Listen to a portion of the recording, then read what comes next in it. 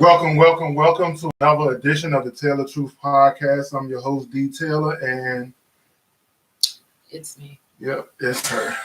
That is the going joke on this show. It is just her. And tonight we have our special guest, our very special guest, Dr. Jessica Brown. Amen. Hey y'all. We are thankful that you have come out in the midst of the stuff that is going around, the happenings of the situation. Yes. This house is free of the virus, so should be good to go. Should be good to go. If you get it, you might not I'll get let it. you know in 2 to 14. Right. Because that's as we start this show, we're gonna talk a little bit about it, but we're not gonna be consumed with it. But we also gonna be diligent on where we're going and what's happening. As most of us know, that you can't get tested until you start showing signs, which is silly. I mean, when they start asking you the questions, the numerous questions, right now, since there's so very little testing, if one of your answers to the question is you have not been outside of the country, then they're not going to. You have to have both. Fever above 100 and outside of the United States in order to get tested. And that is so silly because it's starting to spread, so it doesn't matter if you've been outside of the country. Well, and the interesting thing for me is that we have case studies of these European countries where basically everything has gone wrong, and we have not been able to learn from that. So that's frustrating. Actually, so I'm going to play devil's advocate for a second, because there has been a very long time since World War II that the nation as a whole has had to deal with something in this realm, I guess. So I guess it's all new to them trying to figure out. Okay. How you feeling right now, Sam? See, you can't even say that with a straight face. You can't say it with a straight face. Man, it is ridiculous. For the last 20 years. And this was happening. What's happening now was happening in China. 4 to 6 weeks ago. Yep. So we knew it was coming. I think they were fully aware that it was coming. Fully aware that even in whatever mutated strands of this there is, that it was out there. Yeah. That it was bound to, and everything else has come back around. So, got a product placement. Since last week, when we were with the Turners, shout out to the Turners. We decided we're going to go ahead and make Wine of the Week a segment in the show. We're looking for sponsors. You can get this wine at Lidl's. Yeah. Valletta, don't give me the line. Pink Moscato. So there you go. It's like $5. Yeah. Not even. $3.99 if my memory serves. You get a whole case. A whole case. And it's delicious. It's delicious, sweet and bubbly. Yeah. And funny enough, when we were doing our quarantine preparation shopping, we were done in Lidl, and I was like, oh shoot, we forgot the wine. You need wine. So I went back and stood in the line again so that I could get the wine. But yes, it is a must. While we're there, is there anything else you want to, because I don't want to spend a lot of time on Corona. We are in it. We shall see what happens. Even if we have no guests for the rest of next month, we'll be down here recording because we're in the house. I'm going to tell you like this. You might get a lot of Tell the Truth podcasts if they quarantine. We're gonna be hitting y'all up every day. We're gonna be hitting y'all up every day. Bring some people in virtually. Yes. Maybe we'll get to know our neighbors. No. I'm gonna leave that one. We don't know. Because it's a beautiful day in the neighborhood. It's sad. It's a beautiful day in the neighborhood. Could you be mine? We may know the people across the street. We do know. Yeah, we do know. That's about it. Yeah. And we know the Asian people that can't speak English that can't drive. because they keep getting stuck in their yard. I don't think they're Asian. What Oh. are I don't think they're Asian. they? They're Mandarin? That's a language. Oh, but they're Asian. They No, well, I think they they're- speak Spanish. no. You know what? You are completely right. Because Mr. Lopez had to go down there and talk to them. And help them to get out of the snow. They don't speak any English. Yeah. It That's is, a challenge. It is a challenge. So I and don't think they can't drive. And this is a very diverse, Neighborhood. I see. multicultural neighborhood. There's a lot of mixtures in here. So I don't know. I think the language barrier is the only reason we haven't gotten to know a lot of our neighbors. So maybe we'll brush up on our Spanish just a little bit. Okay, moving on. We're gonna go to Stick a Fork in It. So just a real quick continuance of last week when we did the Black Restaurant Experience. The end or culminating event was Stick a Fork in It at the Altria Theater. We made our rounds to try to get to all of the vegan, vegetarian food that we could find. And I got a lot. We got a lot. So, what is it? The Roots. The Roots. The Roots served us vegan nachos. So it was vegan cheese, and jackfruit was the meat substitute. They were delicious. Their spot, and I totally forgot her name, but they gave us vegan mac and cheese and African fried spinach. Yes. That was delicious. And then, of course, the people we love at Nomads that served us barbecue, man. vegan barbecue. The meat substitute was mushrooms. And it was That sounds good. Delicious. Nomads is on Brooklyn Park Boulevard. If anybody want to go there, they have a plethora of menu items. When we was eating a lot of seafood, their crab and shrimp po' boy, Child. it is something to Have you had it? behold. Yes. Oh my Something to behold. goodness. The And you good can eat all Lord of himself it. stepped in there Yes. and gave him a blessing. The spirit led. Yeah. My God. So yeah. So good. Oh, I forgot to play my music. Oh yes. Play the I music. gotta play the music. Whenever we have a guest, we have to play the music. I got caught in sharing our page to different groups. But Jessica, you can say whatever you want to say. You can do whatever you want to do. We just have one rule.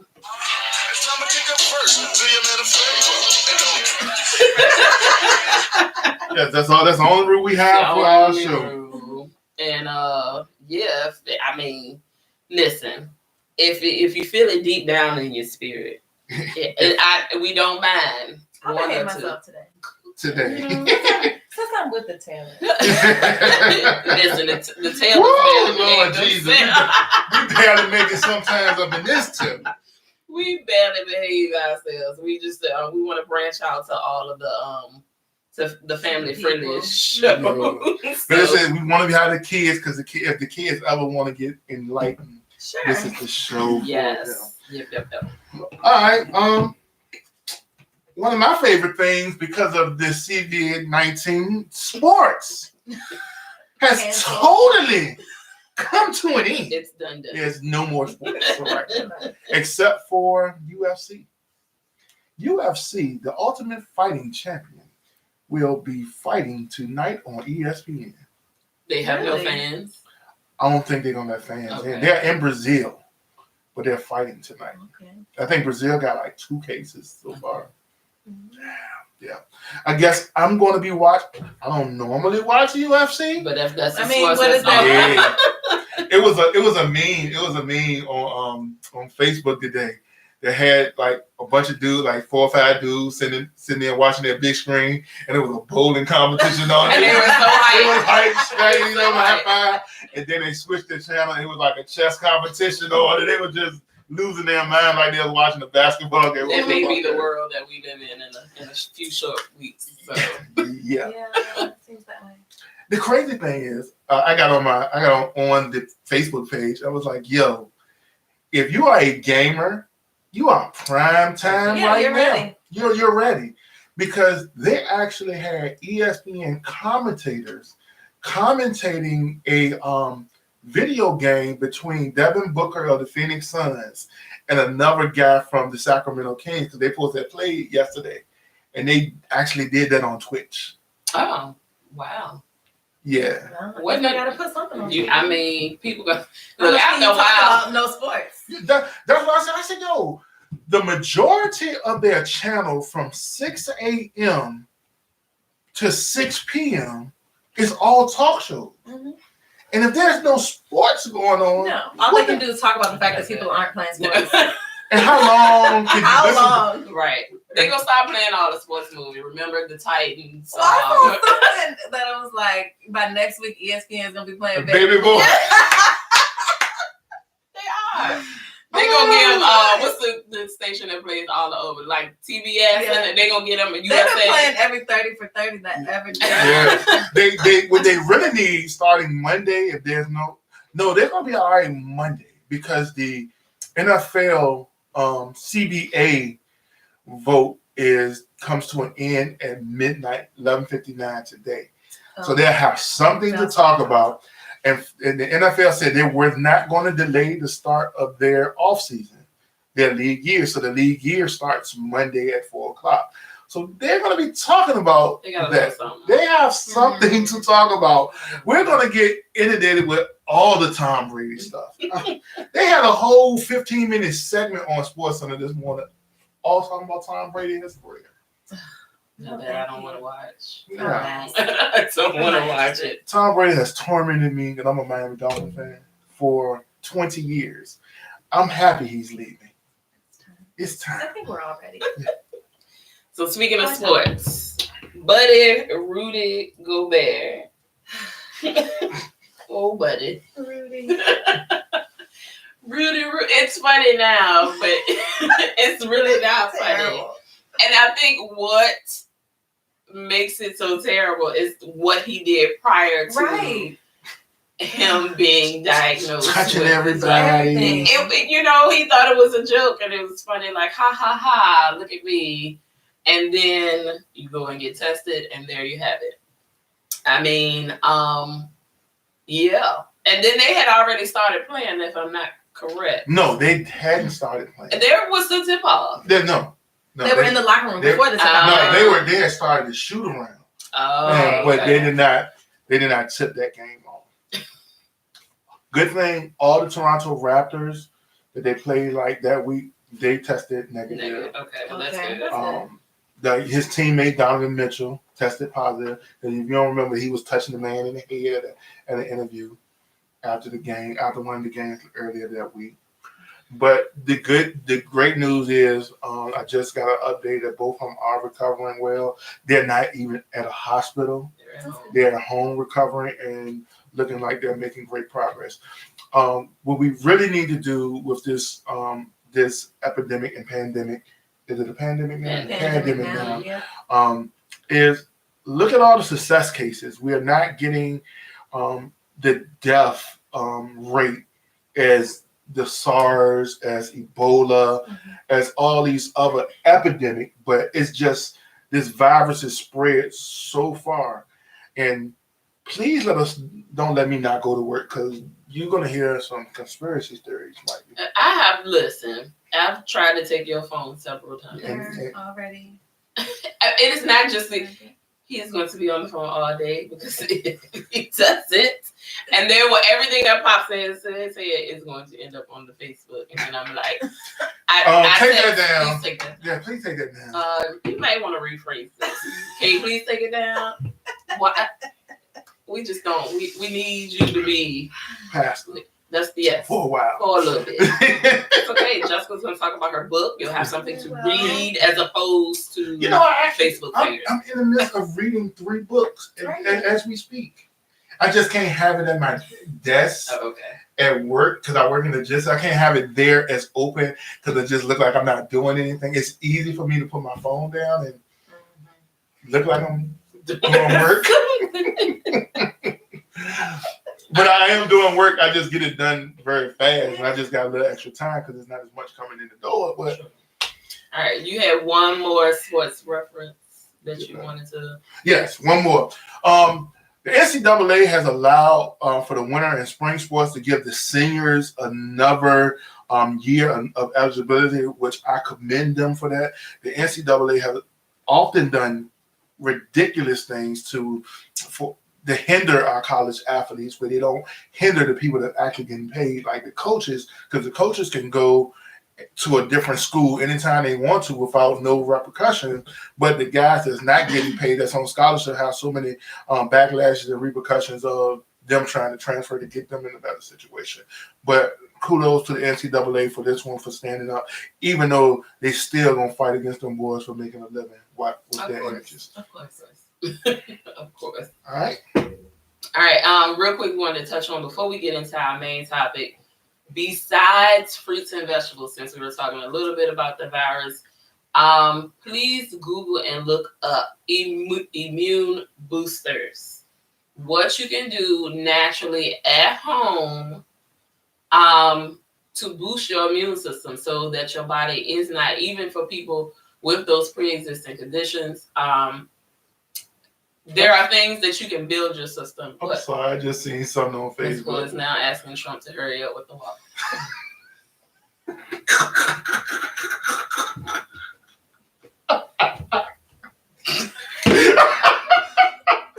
This is our show. We just be tripping and finding stuff to trip about, just having a good time with somebody else too. I hate the internet. I do.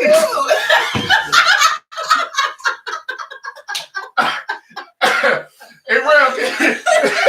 We're not gonna get any sponsors like that. It was a joke. It was not. The wine is delicious. The wine is great. You have to get up here Get with a paper time, towel, man, because your daddy is an idiot. Anyway, immune booster. While we clean up the table.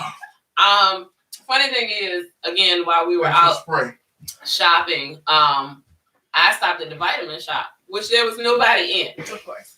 And I'm like, I I asked the lady at the register, I said, "You haven't been busy today?" She was like, "No, oddly enough, we haven't been busy."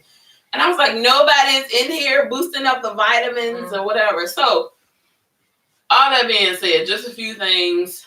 Manuka honey is one. It's a New Zealand. Comes from New Zealand, so it's pretty expensive, but it's well worth. You might as well err on the side of caution. It's well worth investing in it. It's about, I think we got 2 bottles. They were about $20 a piece. Mine was 20. Mine was 23 or something like that. It was on sale. Yeah, but it's for a little. Yeah, it's a little small. You get about what that does much. it do? I need more information. Yeah. Well, it's not only acts as a awesome.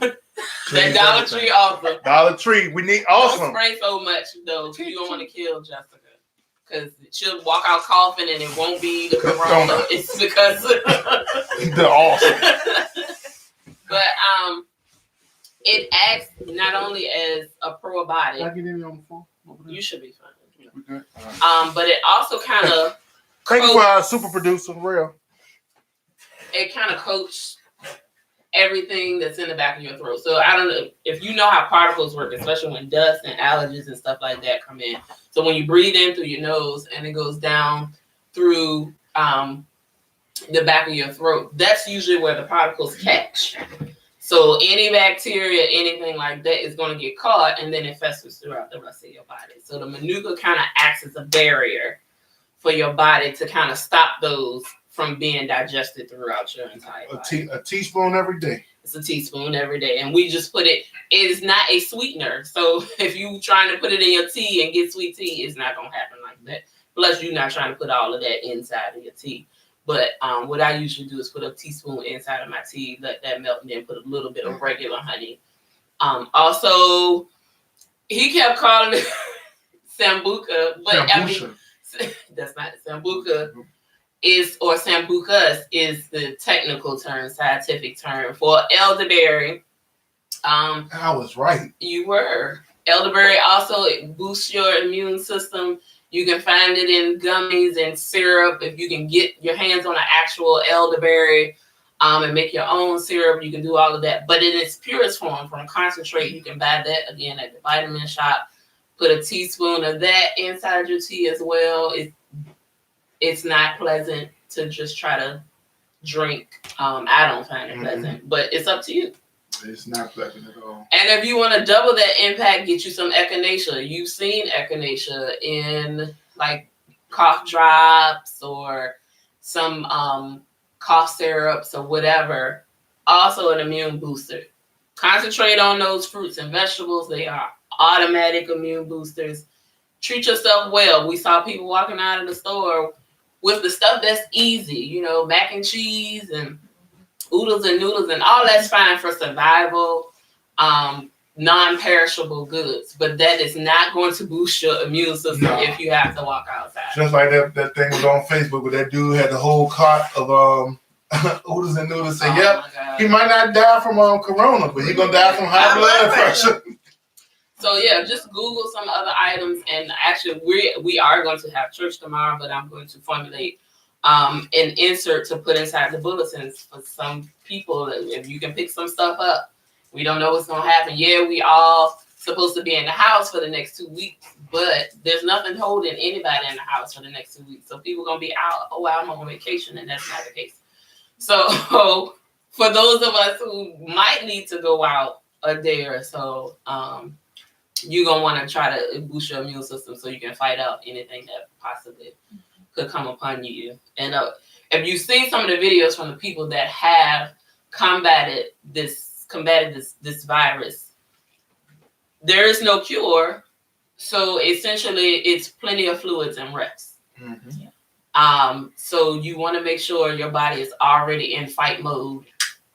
And you want to make sure stock up while y'all getting water, Gatorade. It has sugar in it, but it is still good for dehydration. So get all of that and have it readily available. And then that old time ginger ale. I mean, y'all laughing. It's not the best prescription, but that ginger is the truth. Ginger is an immune booster, and it is a fighter. So keep fresh ginger or buy that ginger ale. It works. Besides the sugar.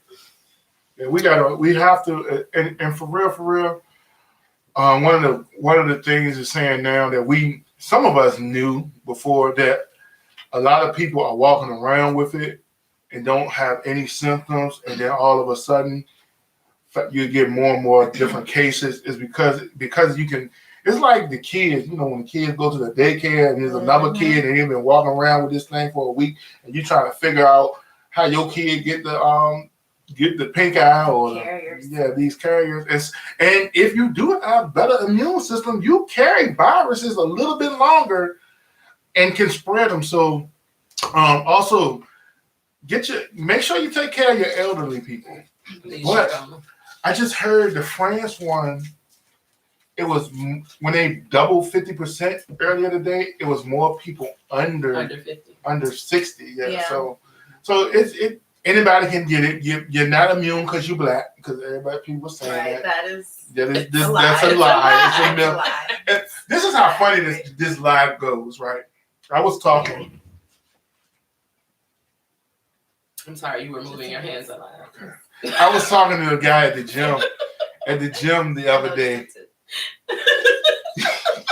Wise boy, wise. Listen, you can't keep going back and buying glasses and right.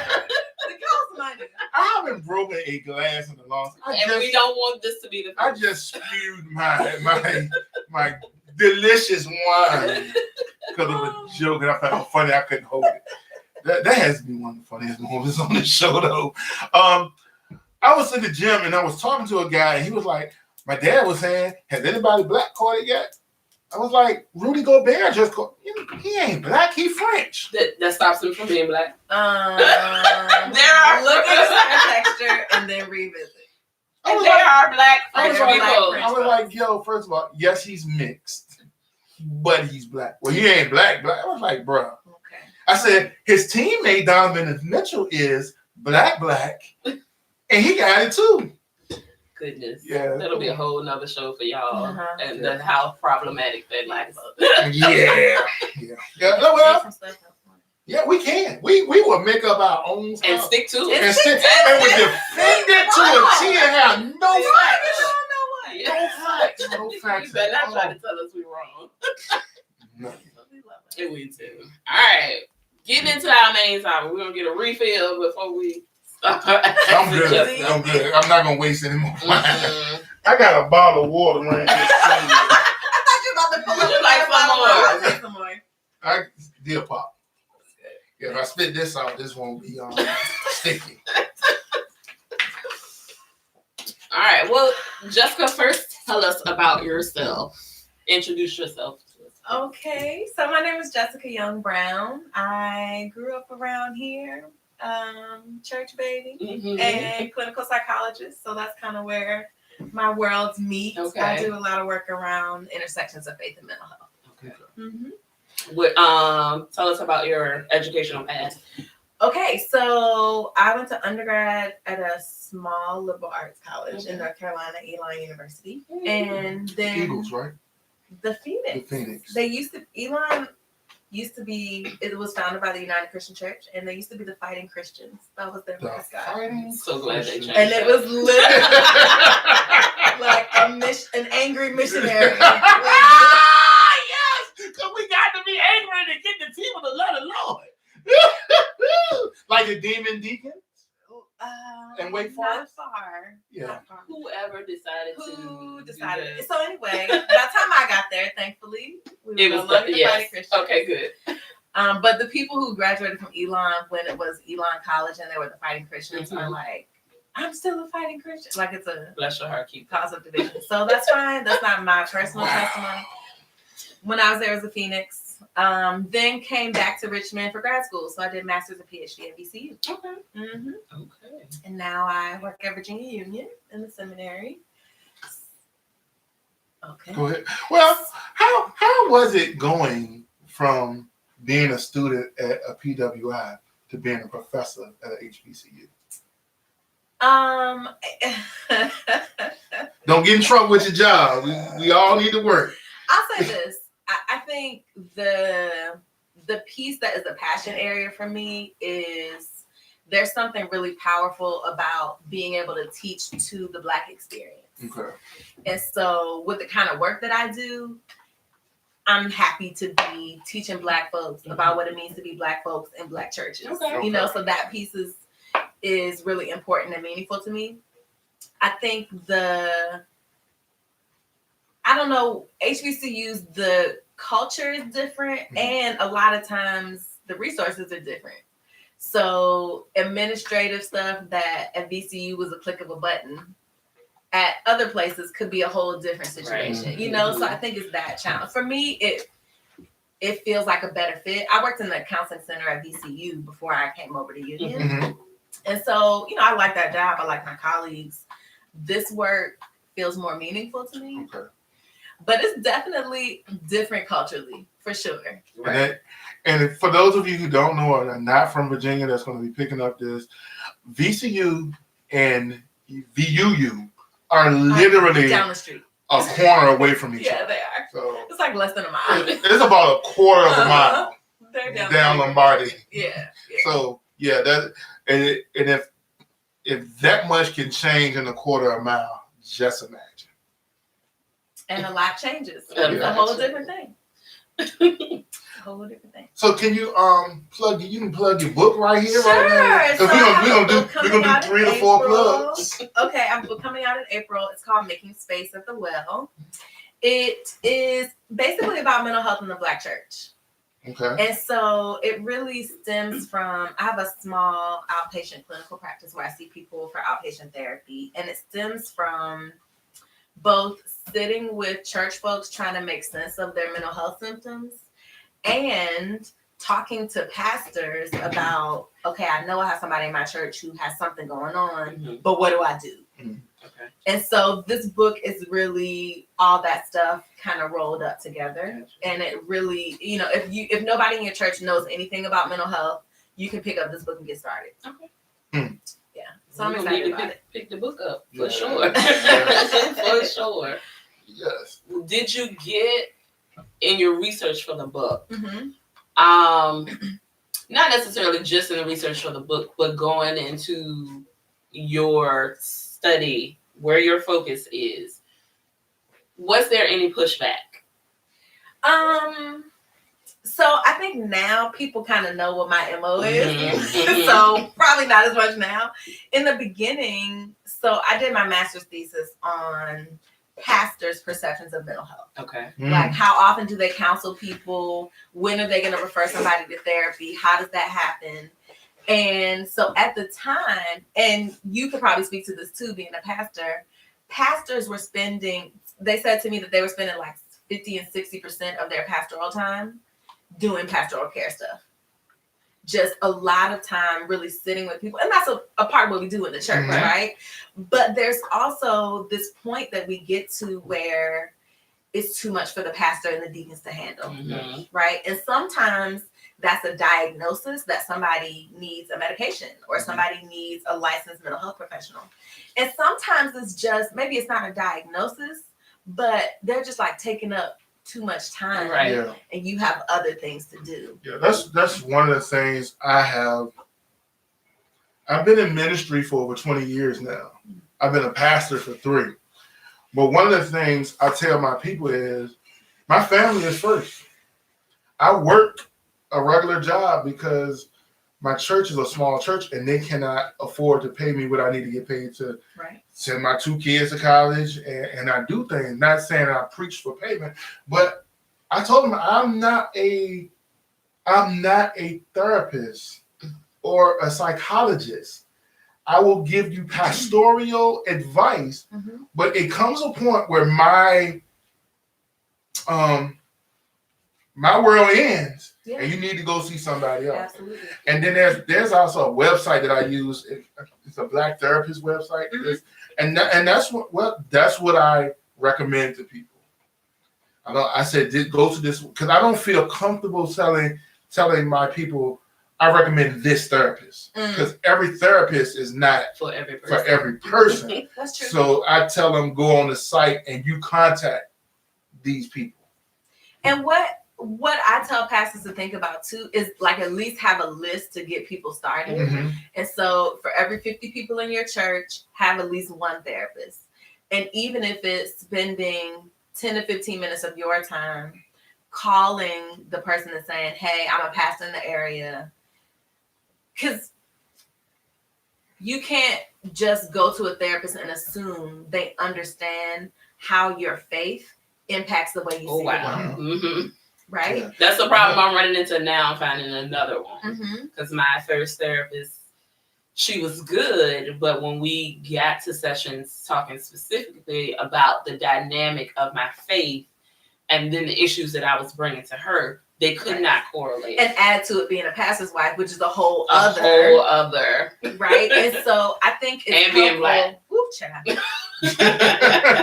It's helpful. And I actually have a list, so I'll send it to y'all. Okay. Okay. Of people who I've sat down with and be like, okay, how do you deal with Black church folks?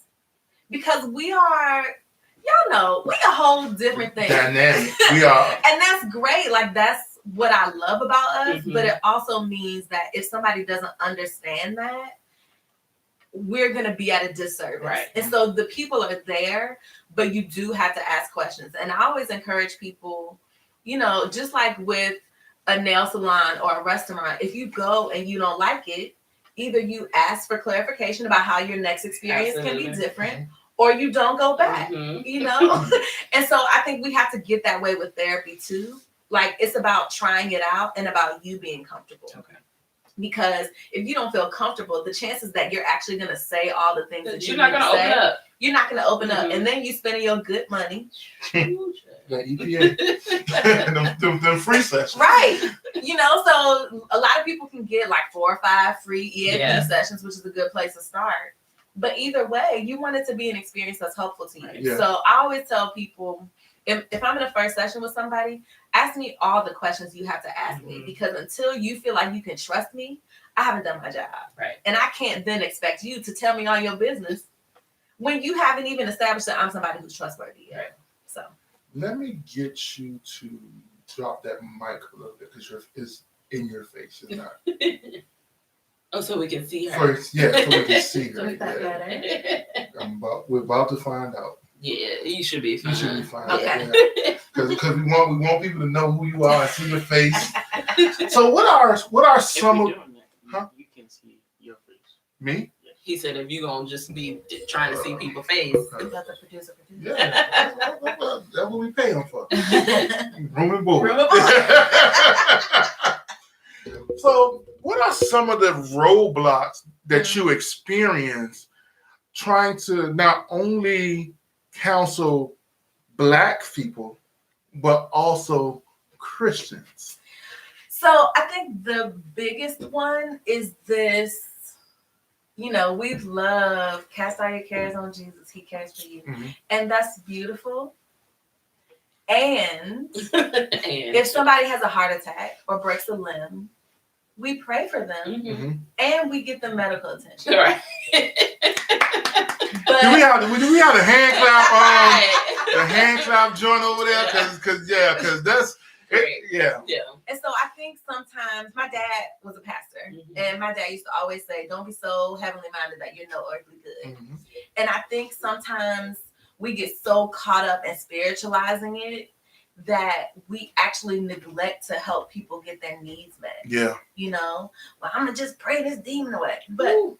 are you praying away the demon of high blood pressure, or are you recommending? Oh diet? my. You know? Yeah. Come on And so now. I think we just have to check our theology Okay. around mental health. Yeah. And for me, a piece of it is stigma. It's that Black folks in this country haven't always been safe in the hands of medical professionals. Right. And so that's the thing that we have to acknowledge.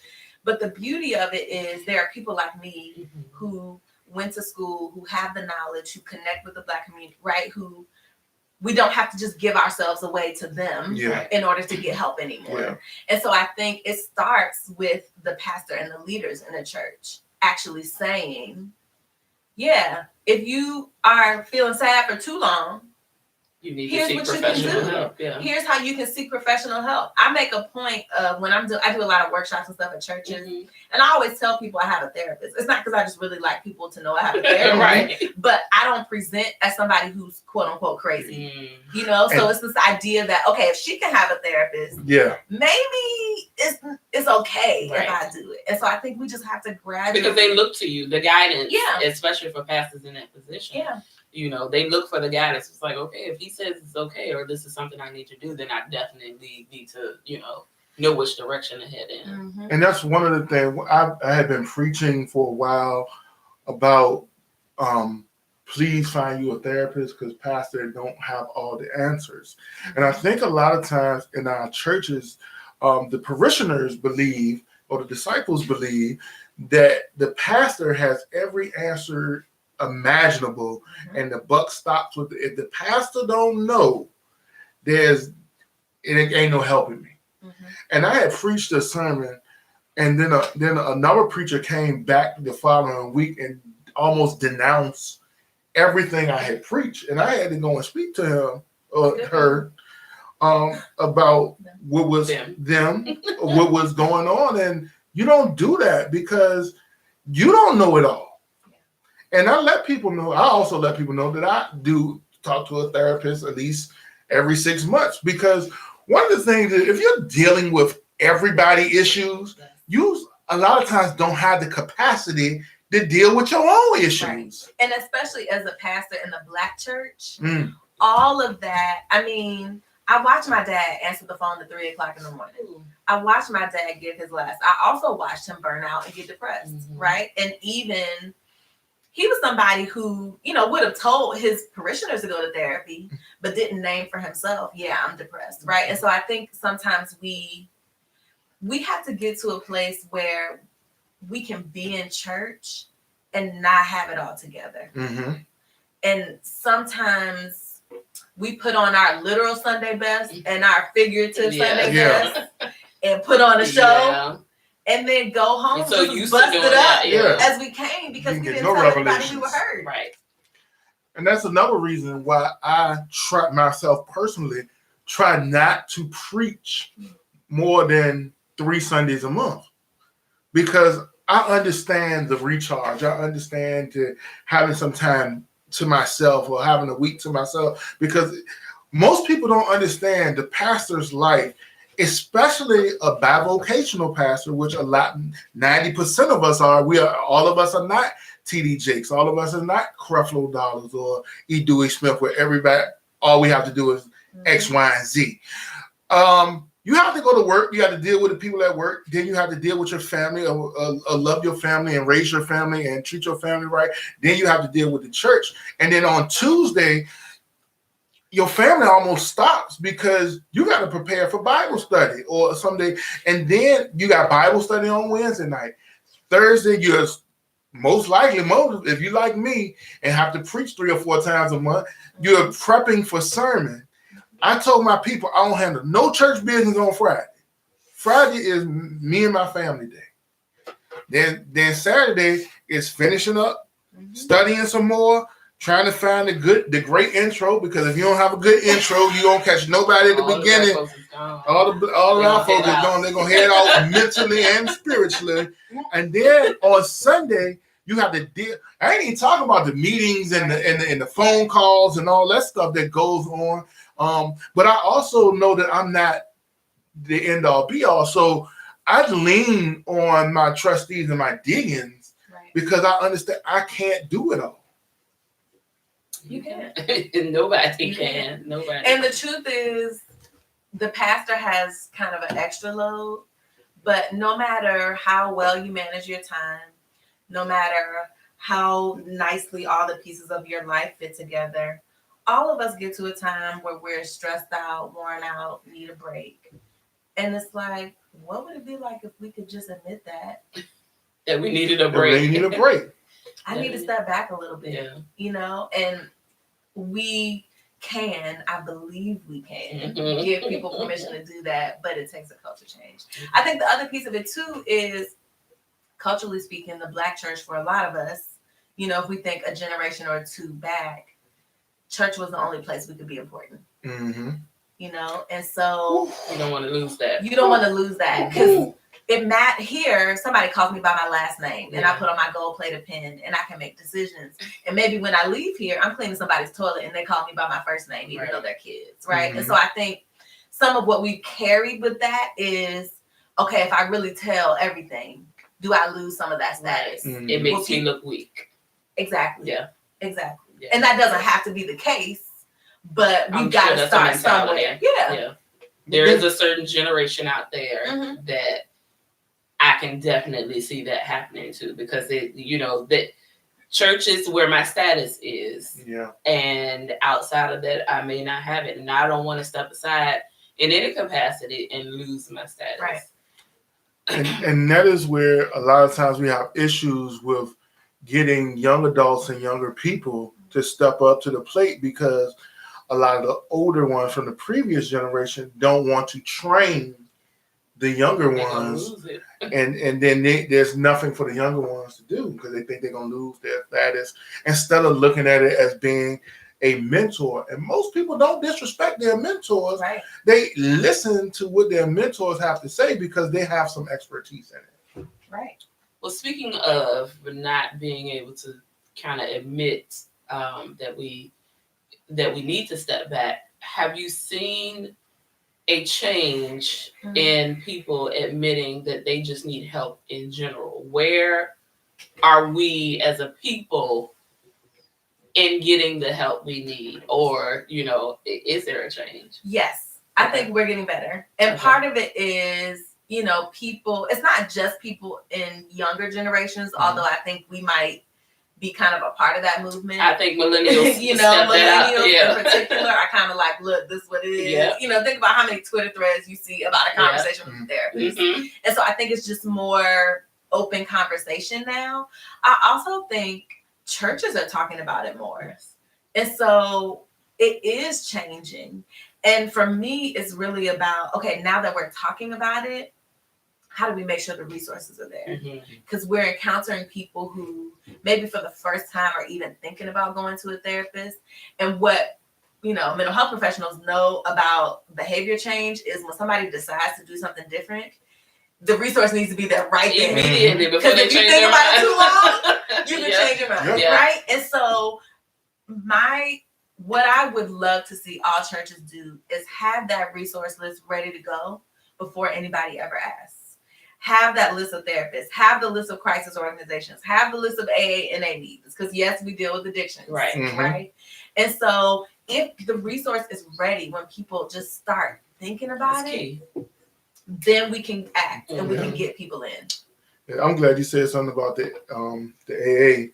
We at one point we had a issue with our church where somebody wanted to start an AA program at the church, Mm-hmm. but was not a professional in that field, and he just wanted people that had been addicted before to help lead others out of their addiction. And one of our guys like, no, I'm not a professional. I might lead somebody the wrong way, and then I could be sued for that. And because I'm a leader in the church, Yeah. I'm not going to allow you to go through with this. Yeah. Right. It's hard because, AA, NA, all the kind of related ones, there's plenty of groups that run Mhm. where there's not like a mental health professional in the room because Yeah. they're open groups. And they really are support groups. So Yeah. that's not a mandatory thing. No, Oh. it's not because they're support groups. Okay. But I would say you would really want to have, if you were gonna, there are lots of churches who host AA, but you would want to have someone who's been sober for quite a while Mm-hmm. and who is experienced at kind of running AA meetings. Yeah. Because the whole point is that you could come to a non-judgmental environment and you're supported by people who have experienced what you've experienced. But, I always tell people, if you're going to go to AA or NA, that's great. Mhm. You should probably get a therapist too. As well. Because it's not, Yeah. it's different. As well. And you still, although there are like-minded individuals in the room as a support group, that's still not meaning that you're getting to the root cause of, Exactly. Exactly. And the reality is sometimes the support groups, if people don't have what they need outside of that meeting, sometimes support groups can actually be triggering. Mm. And so you really do need to have a therapist in addition to, people who've been in recovery for 15, 20 years and they figured out what the root cause was. They can just go to AA meetings and they'll probably be fine. Yeah. Somebody who's just getting started in that recovery process, you need wraparound support. Right. Because it's difficult. And addiction, because it's a physiological issue too, it's not like you can just stop one day. Like, I just decided today will be my last day. It's a lifelong thing. Right. And you have people who've been sober for 20 years and still get cravings and still are triggered. And so you really do need support around that, just understanding how many different pieces go into that process. Speak for a moment about church hurt. So, I think church hurt is all about relationships gone wrong, right?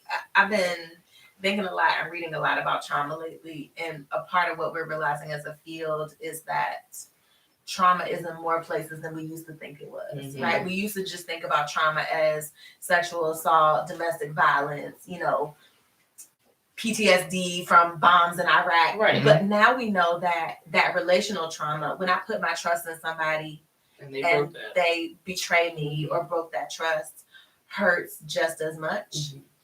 And so I think part of the challenge is, as the church, we can help people to recognize that everybody messes up. None of us are perfect.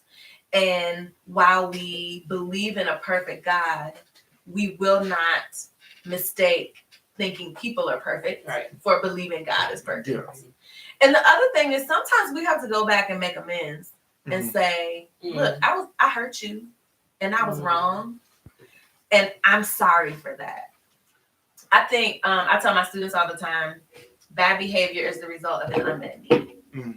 And what I mean by that is when people act out in church, often it's because they have something that they need that they're not getting.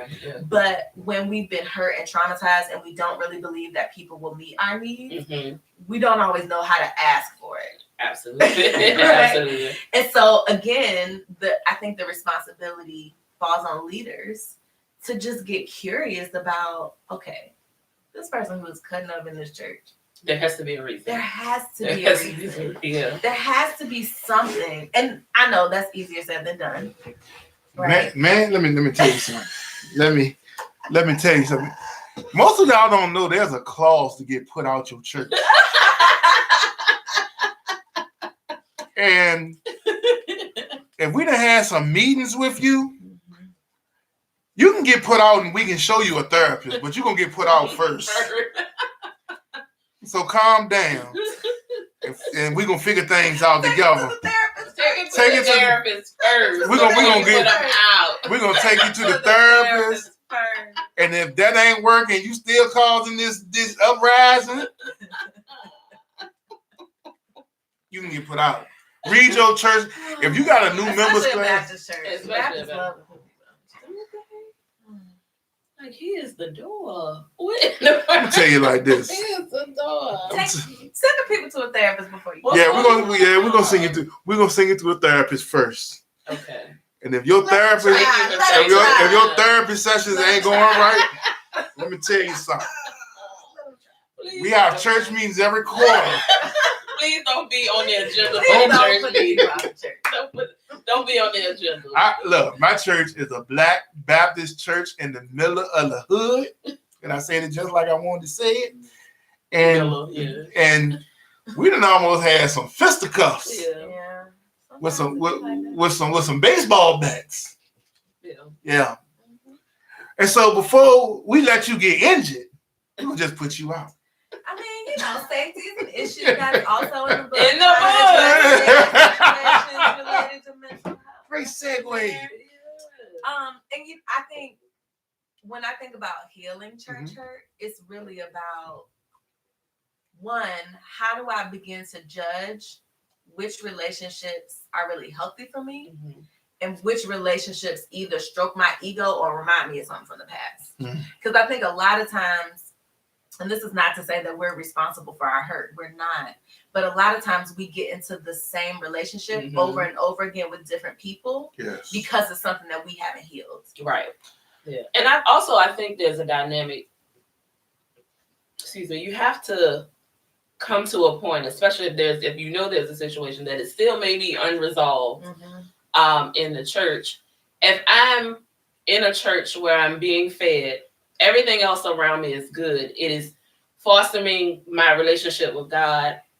I am spiritually otherwise where I'm supposed to be.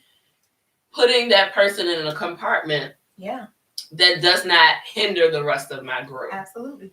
So I think, that ownership we can take. And I think there are a lot of people that haven't learned that yet. Yeah, because you can take responsibility. I'm never gonna put somebody else in a situation where they have that much power over my life.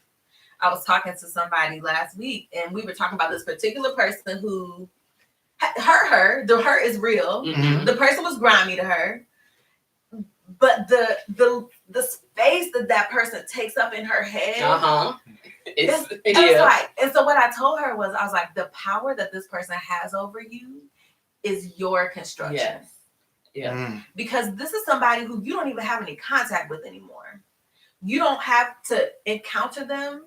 You don't have to say anything to them, but you're rehearsing those conversations. And you're not responsible for the trauma you've experienced, but you are responsible for taking the steps to move forward and not just sitting and wallowing in it. Because you can grieve and you can be sad about it. And then there's also a time to dust yourself off and get up you can leave it right and move on to the next thing. From your experience, how many, in a percentage wise, people stay stuck with the trauma unresolved? So I hesitate to say a percentage, but here's what I'll say. We cannot get unstuck if we don't even name it as trauma. And so I think the people who get stuck are the ones who don't realize what's happening. And you see those addictive processes playing out. You see people having the same kind of relationship over and over again. You see people who are just like, why are you mean and hateful all the time? And it's like, is it really that? Is it really that bad? But sometimes we've been raised in a way that we aren't allowed to say how we feel. We aren't allowed to say anything bad happened to us. And maybe somebody in my church coming and saying, you just seem like you're really hurt. Yeah. Can I pray for you? Can I sit with you? Could be the thing that shifts it Yeah. for somebody to say, oh, this isn't, because honestly, I think a lot of people who are stuck in trauma like that just think the symptoms they're experiencing are their personality. Mhm. They don't even realize, I'm gonna be me. right? That's just the way I am. And yeah, but some of the ways you are dysfunctional, and I believe that you can be healed. Yes. I am a believer. I'm a believer. Get this all on you real quick, and then you gonna go see a therapist. And so, I think some of it is just holding people accountable. The beauty of church is when we build relationships, we can hold people accountable. Like in this place, in this community, here's the way we treat people. Here's the way we love on each other. Here are the boundaries that we have. And when you run up against that, it's not that I'm just gonna kick you out. Pastor's backing up on that. But I will hold you accountable and say, I love you and I think you can do better. Yeah. That's a lot of the conversations we have, because we have, I'm not gonna say we have a crisis management team, but we do have people that You got a lot of good problem solvers. Which is good. Yeah. Every church needs that. Yes. Because And it's always gonna be something. Anytime you get a group of people together, it's gonna be foolishness. something. Yeah, it's gonna be something. Yeah, absolutely. Yeah. So how has this generation of pastors how are they starting to receive the mental health aspect? Very well. I would say so I'm almost 10 years out from my PhD.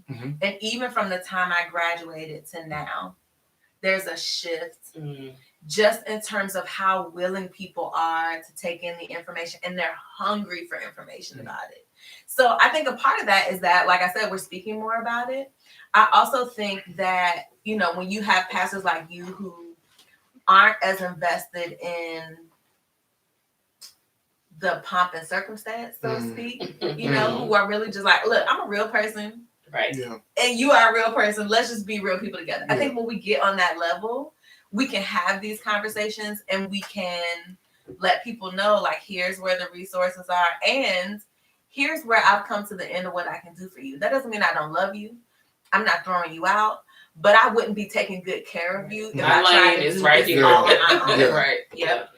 It was I was having a conversation with one of my mentors a couple weeks ago, and as we was leaving our session, which is a meal, we've been leaving our session, he was like, our Caucasian brothers and sisters kind of got it right, because they honor their pastor, but they don't actually be like idolize them. And it was like when they're introducing their pastor, it was like, hey, Jim. And the pastor come over and say, hey, Jim, this is Bob. Bob, this is Jim, our pastor. Yeah. Because a lot of times, he said, what happens is they respect the office of pastor as a pastor, but they also respect the person as a human being. And so he says, what happens a lot of times in our black churches a lot of times don't respect the pastors as humans, but only that of their vocation that they respect. I think that's very true. And the other thing that happens is if the pastor participates in that, then the message you sing. Well, hit that clapping on Sam. We need to get that joint going. Yeah, don't worry about that clap. But I think if the pastor participates in that, you also, maybe not on purpose, send the message to the whole church. Yes. Yeah. We're good at pretending. Yes. Woo! I really think that's what happens sometimes. And it's not on purpose. Because pastors want the best. I'm convinced of that pastors want the best.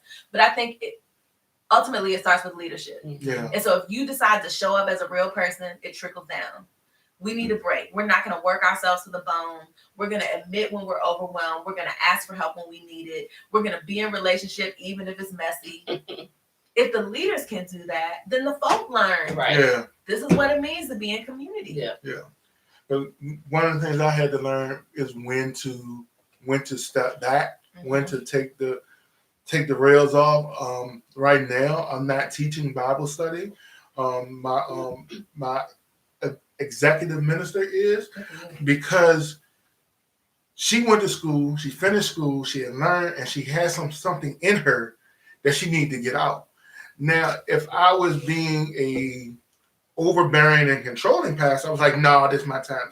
I did that in the beginning because I was fresh as the pastor, and I just want people to, the Bible study is an opportunity or a time when you really the people get to engage you as a person, you as a teacher, you as a leader, and really know who you are. It's one thing to teach, is another thing to preach. Mm-hmm. And the preaching, you don't get to ask questions, you don't get to challenge, you don't get to investigate more. You're just listening to somebody give you a lecture and hoping your spirits get aroused. Right. And then you can say he preached, and most people be like, oh, he preached, but don't have nothing what he preached about. What did he preach about? I don't know, but he really did preach. and so for 2 straight years, I did, Bible study.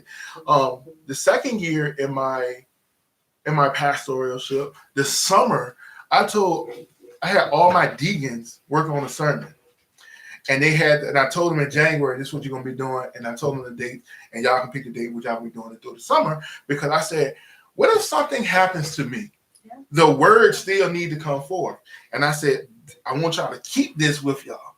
The last couple of weeks, I wasn't, because I keep 6. I keep 6 in the chamber, 6 in the revolver that I ain't never I haven't preached. It's just sitting there. Mm-hmm. And the last couple of weeks, we had a situation where our schedules got mixed up. So the person that supposed to preach, she couldn't preach. And then last week was Women's Day, and the woman that was supposed to preach got sick. Wow. And I was like, no, you stay over there. It wasn't even the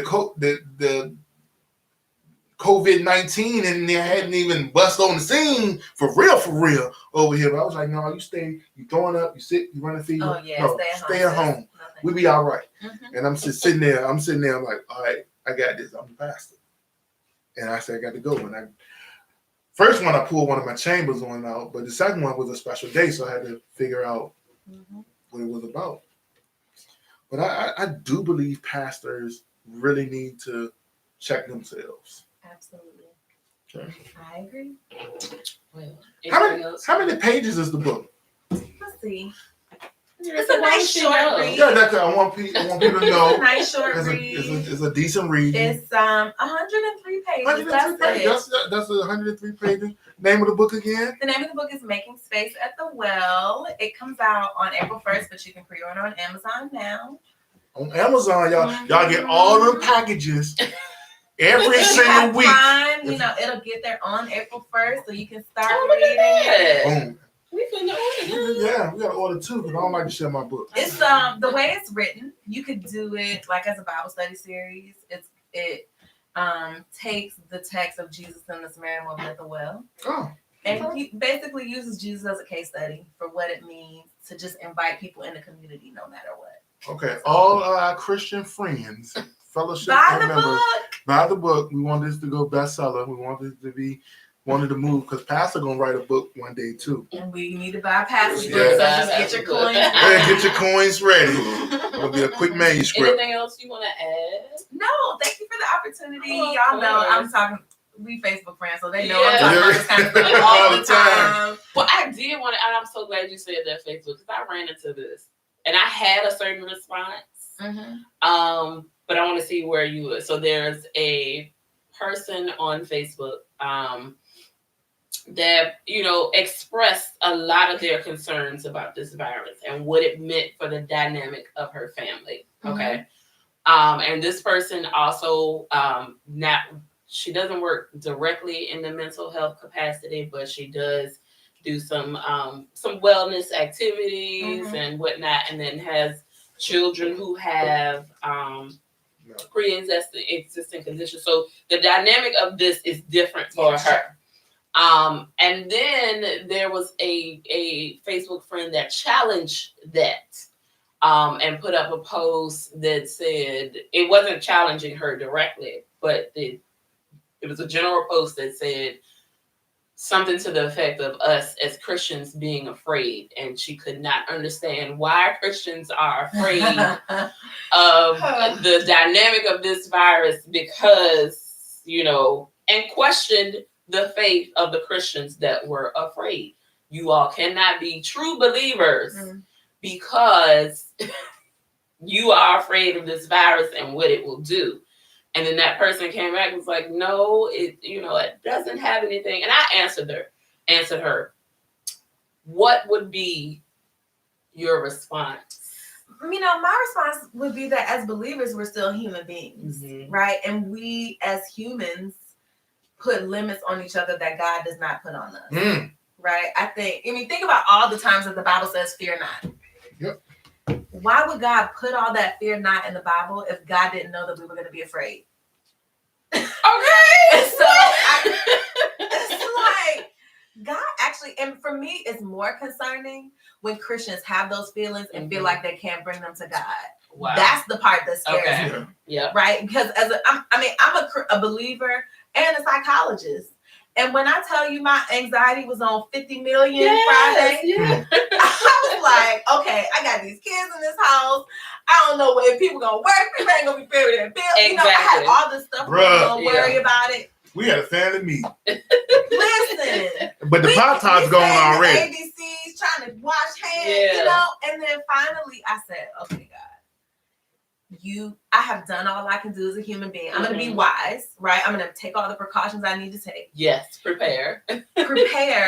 And then I'm going to let God know. But you were ask God to speak in the preparation phase first. In the preparation phase first. Because if I just pray, don't be dumb. Y'all, that's not a clinical intervention. Please talk to the camera. Don't be dumb. Woo! We have to use wisdom. Yeah. We have to use wisdom.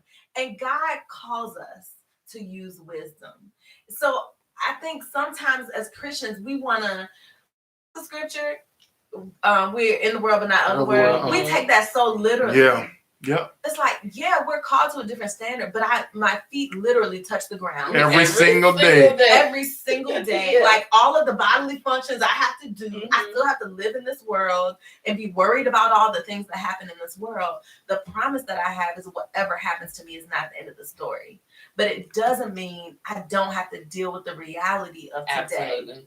And so I think we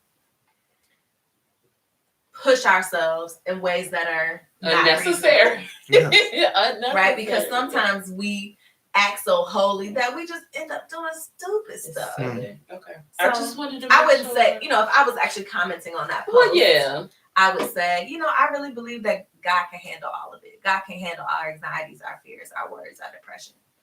And in fact, God can heal it if we bring it to the table. Yeah. It goes back to faith without works is dead. Absolutely. But it also goes back to, in old church, it was like, we should never question God. Is God that worried about our questions? And look at all the people in the Bible that question God. Stop taking old sayings for gospel. No biblical basis. No. Read the actual Bible. Elijah went into a cave and said, kill me now. I'm done. I'm good. I'm straight. I'm ready. This sucks. I'm out. And God's like, look, here's some food. Yeah, right. I know you mad. I know you're mad. 40 days, and then I got you. Right. And so it's like, if we literally just read the whole Bible. The guy that we base the Bible on is Jesus Christ.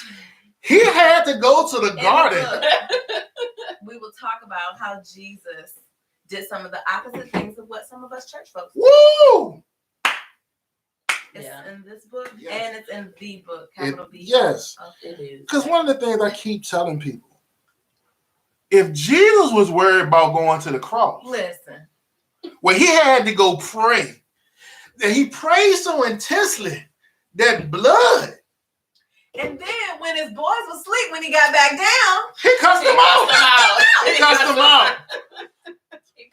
He cussed them out. I mean, and see, in the Bible, make the cussing out real pretty. It does. You can't only stay but awake you can for read a while. Between the lines, we got imagination. Yeah, he cussed them out. Use your whole imagination. Absolutely. So, I think we just we pick and choose which parts of Jesus we love Jesus on the cross. Oh, we love Jesus on the cross. We're flipping the table, Jesus. Flipping the table, Jesus, we got an issue with. Yeah. Healing people on the Sabbath, Jesus, we got an issue with. So, just turning water into wine. We ain't got no issues with apparently that. We don't. Obviously, we do not. Okay. But yeah, So before we go, real quick, give us, since we're going through, all of us are going through what we're going through. We were just talking about the anxiety. Couple coping mechanisms.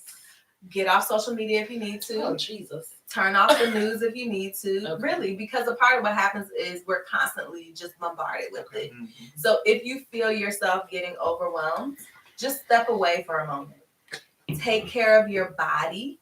We hold stress in the body. You talked about the, nutritional vitamin piece of it. It's also exercise and sleep and water. While you're at home for this 2 weeks, get some exercise. It's nice outside. Go for a walk, right? Try to take care of your body.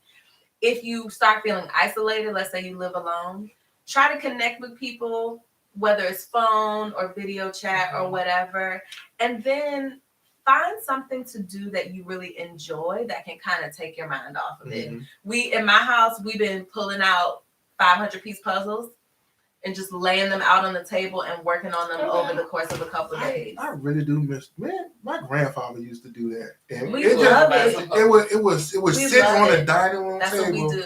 and then if you got some time, Just start work putting- on just it. And work so on we found today, all 4 of us, TV's off. Okay.